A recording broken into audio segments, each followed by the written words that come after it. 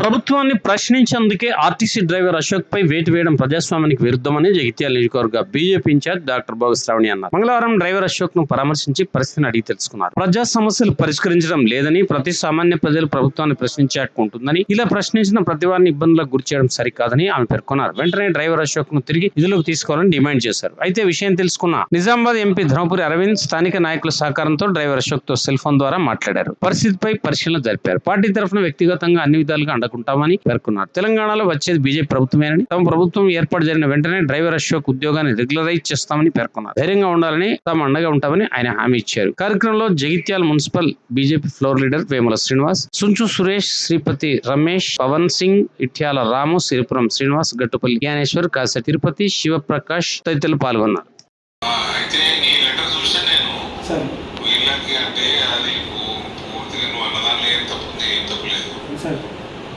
ఒక పౌరుడుగా ఒక రైతు శ్రేయోభిలాషిగా అడిగినాం. దానికి కూడా మీ ఎమ్మెల్యే దొరతనం చూపించి చూపించదలుచుకుంటే ప్రజల జవాబు చెప్తారు.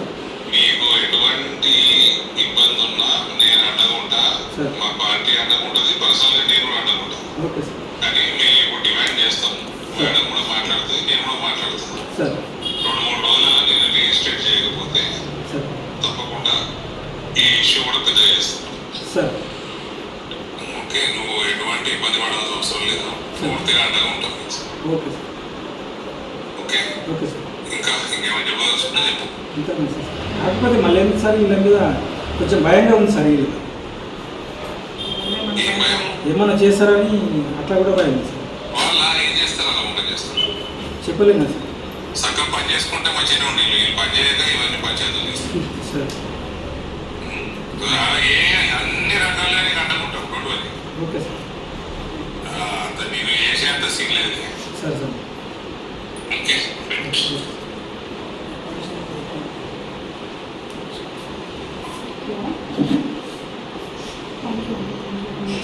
ఏమంటున్నారంట అంటే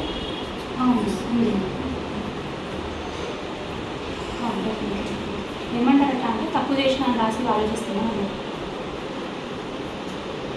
తప్పు చేసిన సారీ అని రాసి ఆలోచిస్తున్నాను చెప్తున్నాను.